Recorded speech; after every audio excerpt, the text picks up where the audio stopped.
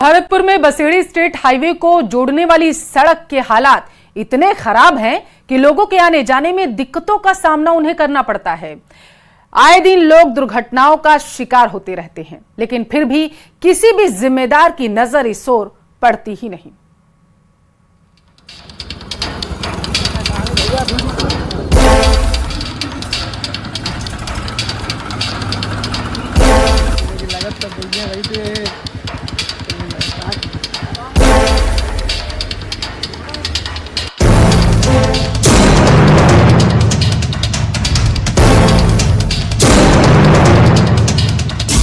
सड़क की हालत खराब, जिम्मेदार मौन।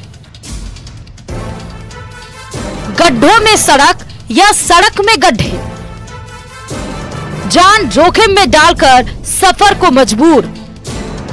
सड़क का इंतजार, कब पूरी होगी फरियाद। सड़क में गड्ढे हैं या फिर गड्ढों में सड़क, इस तरह के जो हालात हैं वो नजर आ रहे हैं। और ऐसे में बरसात के मौसम में जब इन सड़कों के जो गड्ढे हैं उनमें पानी भर जाता है तो जो लोग निकलते हैं उन्हें परेशानी का सामना करना पड़ता है। बात इतनी ही नहीं है, जो वाहन यहाँ से गुजरते हैं। आजादी के 70 बरस बाद भी लोगों को बेहतर सड़क का इंतजार है। जिम्मेदार मौन है और राहगीर परेशान है। गड्ढों में सड़क है या सड़क में गड्ढे, शायद समझ से परे है। हिचकोले खाती हुए गुजरती गाड़ियां हादसों को दावत देती हैं, लेकिन सुध लेने को नहीं पहुंचते जिम्मेदार और जनप्रतिनिधि। चुनावी मौसम में तो वादा होता है, चुनाव खत्म होते ही वादा ही रह जाता है। साहब हमने तो ऐसे देखो बिना बनाएंगे साहब। तो आपने शिकायत वगैरह की कभी इसको? गल्ले कर रही साहब, यहाँ तो गल्ले आएंगे, यहाँ पर कोई ना बनवा रहा है, कोई नहीं बनवाता है। कब से है ये समस्या? ये सर ये हो गई कम से कम 3-4-5 साल से ज्यादा समस्या आ रही है। 2-4-5 साल से आज तो मैं कम है, नहीं तो घोटू भर जाता है और बहुत वाहन गिरते हैं सर। यहाँ बहुतों को उठाते हैं। ये कोई नाला नहीं है, ये गड्ढों में तब्दील सड़क है जो भरतपुर के बयाना उपखंड के ब्रह्मबाद गांव से महमदपुरा बंध बैरठा होते हुए बसेड़ी स्टेट हाईवे को जोड़ती है। इस सड़क के हालात इतने खराब हैं कि तस्वीरें खुद बयां कर रही हैं। इस सड़क के हालात को 5 किलोमीटर का सफर हिचकोले खाते हुए लोग तय करते हैं। सड़क के हालात ऐसे हैं कि वहां आए दिन दुर्घटनाएं हो रही हैं। सड़क में 5-5 फीट से अधिक के गड्ढे हो गए, जिसमें होकर लोगों का निकलना मुश्किल हो रहा है। जगह जगह पानी भरने से परेशानी और बढ़ जाती है। हालात तब इतने खराब हैं जब इसी टूटी सड़क से आए दिन तमाम प्रशासनिक अधिकारी गुजरते हैं। इतना खराब है तो बरसात ऋतु में छोटी मोटी गाड़ियों में तो पानी भर जाता है और उनको धक्का दे करके यहाँ से निकाला जाता है। मोटरसाइकिलें भी लेडीज बैठ के जाती हैं, उनको भी ऐसी समस्या जाती है कि उतरना पड़ता है, अपने कपड़े गंदे हो जाते हैं। सरकार से कई बार कह चुके और अब तक किसी ने कोई ध्यान नहीं दिया। कब से है ये हालात? ये 4-5 साल से ऐसा ही स्थिति देख रहे हैं। इस सड़क की मरम्मत भी कराई गई थी, लेकिन करीब 1 महीने बाद फिर से वही हालत हो गई। इस मामले में जिम्मेदार अधिकारियों से बात की तो सभी चुप्पी साध गए। और ये जो सड़क है वो बयाना से होते हुए जो बसेड़ी स्टेट हाईवे है वहां से गुजरती है। करीबन 5 किलोमीटर का ये सड़क का टुकड़ा है जो पूरी तरह से क्षतिग्रस्त है। अब इसे कब बनवाया जाएगा, इसका लोगों को इंतजार है। कैमरा पर्सन मनीष के साथ दीपक पुरी, न्यूज 18 भरतपुर। प्रदेश का सबसे बड़ा एसएमएस अस्पताल बीमार है। आज का दिन एसएमएस अस्पताल में परेशानियों का दौर लेकर आया।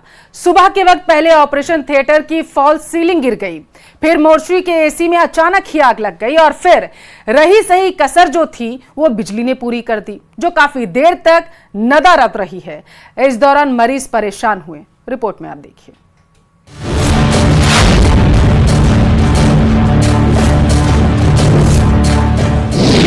बीमार अस्पताल कैसे करेगा मरीजों का इलाज? सर सवेरे 8 बजे से हम वेट कर रहे हैं। अब ज्यादातर सर यहाँ पे लाइट चली रही है सर, तो काफी हमने बोला, डॉक्टर साहब से बोला, प्रशासन से यहाँ पे जो स्टाफ है उनसे बोला, तो बोले लाइट आने दो, उसके बाद में तुम्हारा समाधान होगा। पहले गिरी ऑपरेशन थिएटर की फॉल सीलिंग गिर गई थी, वो सही होगी, वो सही होगी। मतलब गिर गई वो वहाँ पे से पेशेंट थोड़ी था उसमें, रात में गिरी होगी कभी। फिर मोर्चरी के एसी में लगी आग।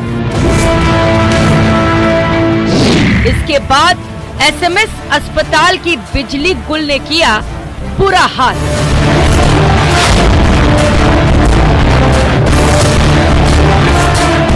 एसएमएस अस्पताल में बदइंतजामी के मामले रुकने का नाम नहीं ले रहे। आज सुबह जिस प्रकार का घटनाक्रम सामने आया, पहले मोर्चरी में आग लगी, फिर ऑपरेशन थिएटर में जो है वो मोर्चरी गिरी। लेकिन इस वक्त करीब आधे घंटे से प्रदेश के सबसे बड़े एसएमएस अस्पताल में बिजली जो है वो गुल है और बिजली गुल होने के कारण पूरे अस्पताल में एक तरह से हाहाकार मचा हुआ। ये 3 तस्वीरें एसएमएस अस्पताल की बदहाली को साफ बयां कर रही हैं। जहां बुधवार सुबह पहले हादसे पर हादसा हुआ और रही सही कसर बिजली ने पूरी कर दी। जहां करीब 1 घंटे तक कई वार्डों में बिजली गुल रही और मरीज परेशान होते रहे। सर सवेरे 8 बजे से हम वेट कर रहे हैं, अब ज्यादातर सर यहाँ पे लाइट चली रही है सर। तो काफी हमने बोला, डॉक्टर साहब से बोला, प्रशासन से यहाँ पे जो स्टाफ है उनसे बोला, तो बोले लाइट आने दो, उसके बाद में तुम्हारा समाधान होगा। शहर के ज्यादातर लोग अच्छे इलाज की उम्मीद में एसएमएस अस्पताल का रुख करते हैं, लेकिन अस्पताल में जिस तरह एक के बाद एक 2 हादसे हुए, उसने अस्पताल प्रबंधन पर सवाल खड़े कर दिए। बुधवार की सुबह सबसे पहले अस्पताल के ऑपरेशन थिएटर में हादसा हो गया। थिएटर में लगाई गई फॉल सीलिंग गिर गई। गनीमत थी कि घटना के वक्त वहां कोई मौजूद नहीं था, इस कारण बड़ा हादसा टल गया। अभी अस्पताल के लोग इस घटना के बारे में चर्चा कर ही रहे थे कि तभी अस्पताल की मोर्चरी में हादसा हो गया। मोर्चरी में लगे एसी में आग लग गई। ये आग मोर्चरी के विंडो एसी में लगी। हालांकि जल्दी ही इस पर काबू पा लिया गया, लेकिन फिर बिजली ने वहां मौजूद मरीजों के पसीने छुड़ा दिए। जो मॉर्चरी में आग लगी थी वो तो एक एसी में शॉर्ट सर्किट था। जो अपना मॉर्चरी रूम होता है उसके बगल में डॉक्टर्स रिपोर्टिंग रूम होता है, उसके अंदर वो लोग वहाँ बैठे हुए रिपोर्टिंग कर रहे थे। उस दौरान एसी में कुछ धुआं दिखाई दिया। इलेक्ट्रिशियन को कॉल किया, जितनी देर में इलेक्ट्रिशियन आया इतनी देर में उसमें से आग में लपटें उठने लग गई। तब तक इलेक्ट्रिशियन पहुँच गए थे और तुरंत आग पर काबू पा लिया गया। एक ही दिन में एसएमएस अस्पताल में जिस तरह के हालात बने वो बेहद डरावने हैं। ऐसे में मरीजों का इलाज करने वाला अस्पताल ही जब बीमार हो जाएगा तो फिर मरीजों की तबीयत राम भरोसे होने से कोई नहीं रोक पाएगा। जयपुर से न्यूज़ 18 राजस्थान के लिए सौरभ गृहस्थी की रिपोर्ट।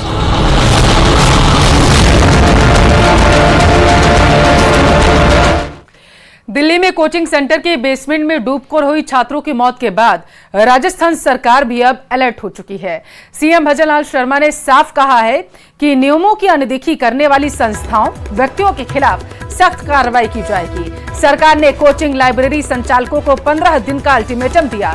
इसके बाद सर्वे कराकर इनकी जांच करवाई जाएगी। सीएम ने एक्स पर पोस्ट कर लिखा है कि दिल्ली में कोचिंग संस्थान के बेसमेंट में हुए दुर्भाग्यपूर्ण हादसे में यूपीएससी की तैयारी कर रहे अभ्यर्थियों की मृत्यु का समाचार अत्यंत व्यथित करने वाला है।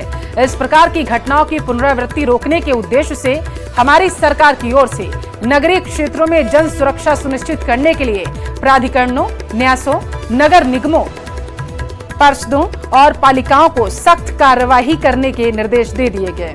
नियमों का उल्लंघन पाए जाने पर संबंधित व्यक्तियों और संस्थाओं के विरुद्ध कठोरतम कार्रवाई सुनिश्चित की जाएगी।